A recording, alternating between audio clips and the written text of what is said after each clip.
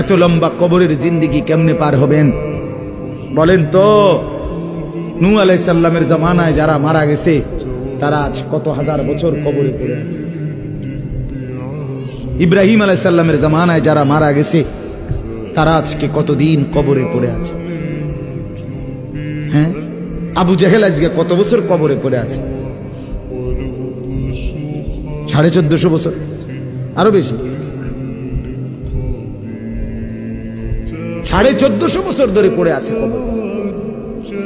এরপরে তো হাসরের মাঠ, এরপরে তো ফুলসেরাত, এরপরে তো জাহান্নাম, আর তো রইছে। তাহলে দুনিয়ায় থাকলি কতদিন, কবরে পড়ে রইলি কতদিন? আপনি বলেন। আবু জেহেল দুনিয়াতে ছিল 800 বছর, কথা কন না? আবু লাহাব দুনিয়াতে জীবিত ছিল 900 বছর, তো কবরে আছে কত বছর? তো